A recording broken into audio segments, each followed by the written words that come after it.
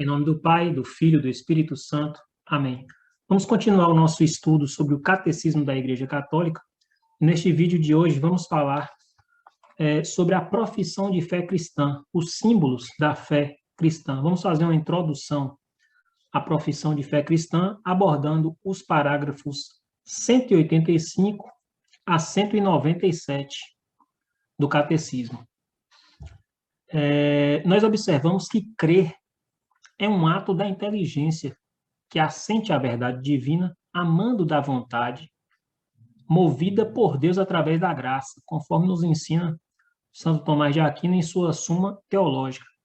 Portanto, crer é um ato pessoal, porém, de forma alguma, esse ato pessoal é um ato isolado, pois ninguém pode crer sozinho ou dar a si próprio a fé. Nós recebemos a fé da Igreja, e aí nós podemos observar algumas citações, por exemplo, 1 Coríntios 11, 23, São Paulo diz, eu recebi do Senhor o que vos transmiti. Ele começa a falar como era a celebração da Eucaristia. Em 2 Tessalonicenses 2,15, conservai os ensinamentos que de nós aprendestes, seja por palavra, oralmente, ou seja por carta, por escrito, que se tornou a Escritura sagrada. Então, a nossa fé, apesar de ser um ato pessoal, não é um ato isolado. Então, quando eu digo eu creio, eu professo de maneira pessoal a fé recebida. Ao passo que, juntamente com os demais fiéis, dizemos nós cremos. E desde o início da Igreja, nos primeiros séculos, a Igreja procurou preservar e propagar a fé recebida do Senhor. Segundo Timóteo 1,14, vai falar sobre guardar o precioso depósito da fé, que é o ensinamento da fé e do amor de Jesus Cristo.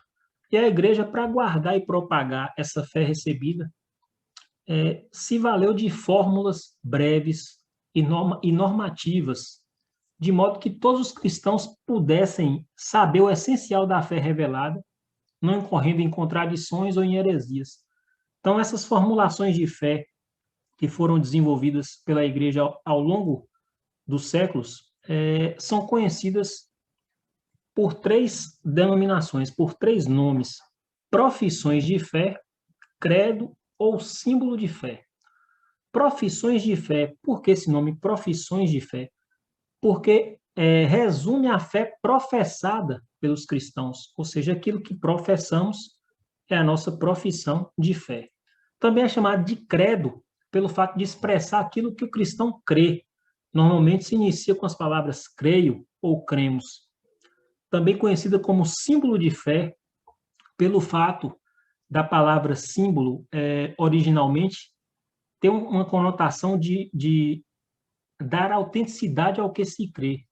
Porque a palavra símbolo vem do grego símbolon, que significa a metade de um objeto quebrado ou dividido, que ao ter as partes juntadas, confirmavam a identidade do portador que trazia o complemento, ou seja, que trazia o símbolo. Então, o símbolo de fé são aqueles que creem nas mesmas verdades de fé. Então, fazem parte realmente daquele mesmo grupo, ou seja, dos cristãos. No caso, em foco, né, da fé cristã. Um exemplo clássico das primeiras fórmulas de fé da Igreja, nós vemos na primeira carta de São Paulo aos Coríntios, no capítulo 15, versículos de 3 a 7. Segundo os exegetas, esse texto foi escrito por volta do ano 56. E aí São Paulo, escrevendo aos Coríntios, diz: eu vos lembro, irmãos, o evangelho que vos preguei, e que tendes acolhido, no qual estáis firmes. Por ele sereis salvos, se o conservardes, como vos preguei. De outra forma, em vão, teríeis abraçado a fé. E aqui começa a fórmula de fé. Eu vos transmiti, primeiramente, o que eu mesmo havia recebido, que Cristo morreu por nossos pecados, segundo as Escrituras, foi sepultado e ressuscitou ao terceiro dia, segundo as Escrituras. Apareceu a Cefas e em seguida aos 12. Depois apareceu a mais de 500 irmãos de uma vez, das quais a maior parte ainda vive, e alguns já são mortos. Depois apareceu a Tiago e, em seguida, a todos os apóstolos. Ou seja, São Paulo aqui cita uma antiga fórmula de fé, demonstrando aqui o mistério da fé cristã. Né? Cristo morreu por nossos pecados, foi sepultado, ressuscitou ao terceiro dia, apareceu a Cefas, que é Pedro, em seguida aos 12, apareceu a mais de 500 irmãos, apareceu a Tiago e a todos os apóstolos. Isso já no ano 56. Observamos também que os primeiros credos são formulações que eram ensinadas para aqueles que seriam batizados. Temos aqui uma citação de um historiador da igreja, Daniel Hopes, no livro A Igreja dos Apóstolos e dos Mártires. Ele diz: ainda que desenvolvidas e completadas, mas sempre semelhantes nas substâncias, os nossos credos não são mais do que esses velhos textos que os batizados dos tempos dos mártires recitavam, essas regras da fé, como dirá Tertuliano. Porque justamente para abraçar a fé no início do cristianismo, tinha que se conhecer aquilo que se estava abraçando. Então, se aprendia essas regras, esses credos, antes de receber o batismo. E aqui nós temos alguns exemplos.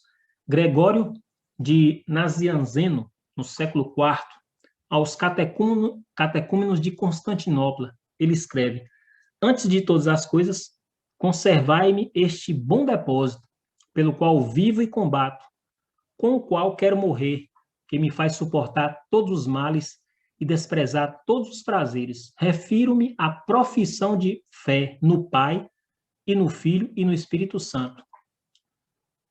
Eu vula confio hoje. É por ela que daqui a pouco vou mergulhar-vos na água e vos tirar dela. Eu vula dou como companheira e dona de toda a vossa vida. Dou-vos uma só divindade e poder, que existe uma nos três e que contém os três de maneira distinta.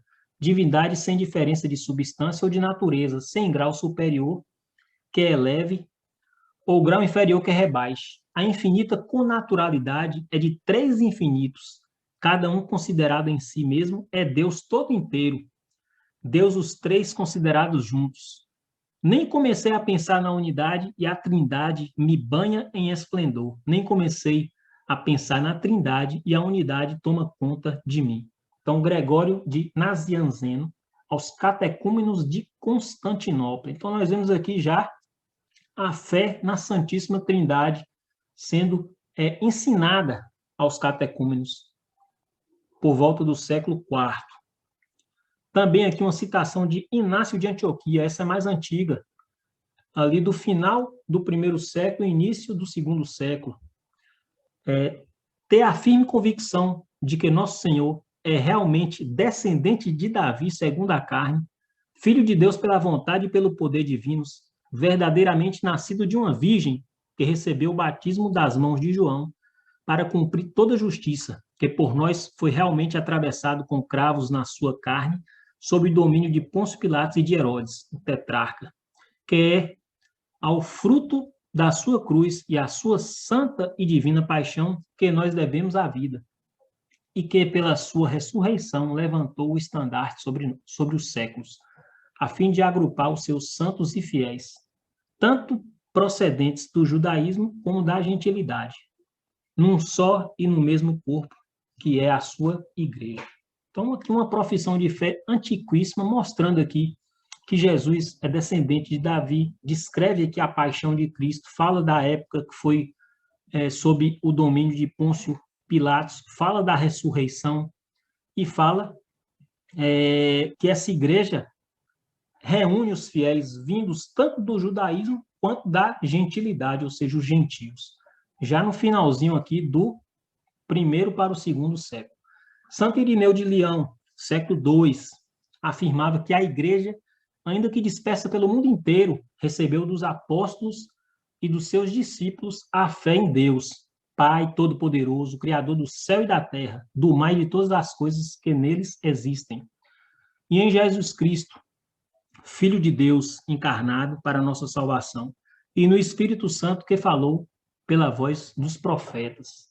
Então, Santo Irineu aqui também demonstrando essa fé da igreja já no início do segundo século, falando aqui que receberam dos apóstolos essa fé em Deus Pai Todo-Poderoso, Criador de todas as coisas, em Jesus Cristo, seu único Filho, que se encarnou para a nossa salvação. Fala do Espírito Santo, que falou pela voz dos profetas.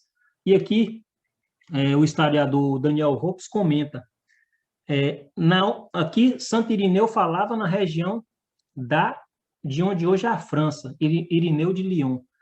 E aqui comenta Daniel Hopes, e na outra extremidade do mundo romano, Orígenes no Egito e Tertuliano na África, proclamavam fórmulas semelhantes. Na variedade dos esforços que anima essa igreja tão viva, o que nos impressiona é a unidade de princípios e a firmeza com que ela avança nos seus desenvolvimentos. Ou seja, a igreja começava a se expandir pelo mundo e mantinha essa unidade doutrinária, justamente utilizando essas formas, estes credos. E aí o magistério nos diz que os símbolos de fé desenvolvidos ao longo dos séculos sempre foram respostas às necessidades da época, de forma a salvaguardar a integridade da verdade. E nenhuma perdeu o seu valor. Elas se complementam de forma a expressar realmente aquilo que nós cremos. Nos diz aqui o catecismo nos parágrafos 192 e 193. As profissões ou símbolos de fé têm sido numerosas ao longo dos séculos, em respostas às necessidades das diversas épocas.